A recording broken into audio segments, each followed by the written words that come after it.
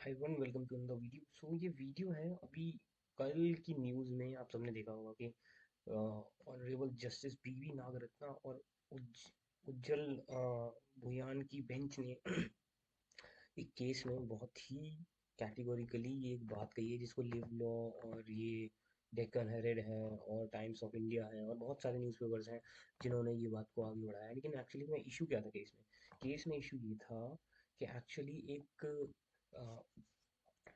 ये जो हमारी सोसाइटी में नया नॉर्म बन गया है to have physical relationship before any marriage और anything, the way we are influencing, we are being influenced by the west, क्योंकि उनके यहाँ बहुत नॉर्मल है। आई मीन ऑल्सो उस तरह की सोच वाले जो लोग हैं जो ये कहते हैं कि अ, हम फॉरवर्ड लोग हैं या हम एक तरह के मॉडर्न लोग हैं, तो हम बिना किसी मीनिंग ऑब्लिगेशन के जो एक कपल फिजिकली इंटीमेट रहता है किसी भी तरह से in a relationship without naming as a relationship, so will be in a that kind of relation without having any burden और एनी टाइप ऑफ रिस्पॉन्सिबिलिटी। तो इस तरह के रिलेशंस के लिए सुप्रीम कोर्ट की बेंच ने बहुत ज़्यादा क्लियर बोला है। एक्चुअली हुआ ये था इस केस इसमें जो इशू इन्वॉल्व है उसमें इशू ये है कि एक लड़का है और एक लड़की, ये लोग एक डेटिंग ऐप पे मिले थे 2022 के दौरान। उनकी 2021-22 में मिले थे किसी डेटिंग ऐप पे। सो आई थिंक वो शादी डॉट कॉम टाइप की वेबसाइट पे। बीच में दिल्ली में एक बार फिजिकल रिलेशनशिप एस्टैब्लिश हुआ जो कि लड़की ने एलिज किया है, और उसके बाद वो लड़का दुबई चला गया। देन लड़की दुबई भी गई रिलेशनशिप के लिए। Then they also indulge in physical intimate relationship. बोला है उनको कि क्योंकि ये एक तरह का रिलेशनशिप है जहाँ दोनों का कंसेंट था, कंसेंचुअल रिलेशनशिप चल रहा था। They both were physically active. लड़की ने एलिज किया of rape, false pretext of marriage पे रेप। तो बेंच ने ये बोला कि आप इस तरह की, आप सब लोगों को हमें ये ध्यान रखना चाहिए कि we should not trust anybody before marriage going into a physical relationship.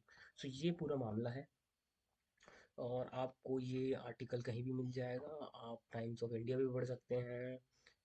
वही कंस देखिए ओल्ड फैशन, और कोर्ट ने ये बहुत कमाल बात भी कही कि हाँ हो सकता है बहुत ओल्ड फैशन हो इस बात को कहने के लिए, लेकिन हम ये बिल्कुल कहेंगे कि अगर आप दो स्ट्रेंजर एक दूसरे पर भरोसा कर रहे हैं और बिना रिलेशनशिप में आए और बिना शादी के आप एक तरह के इस तरह के रिलेशनशिप में हैं जहां आप दोनों फिजिकली इंटीमेट हैं कंसेंट के हिसाब से, तो कोर्ट आपकी मदद नहीं कर सकता।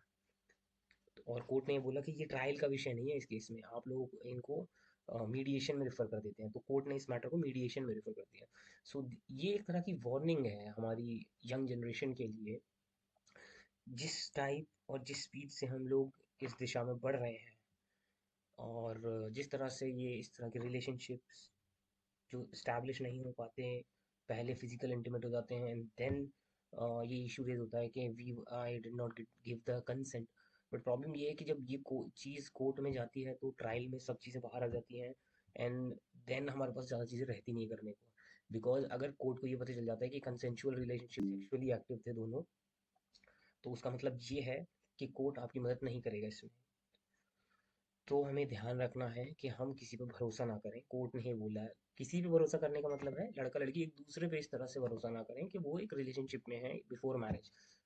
तो दिस इज इट। और इस केस को जरूर पढ़िए। इसका ऑर्डर शीट में ग्रुप में अपने डिस्क्रिप्शन में दे दूंगा।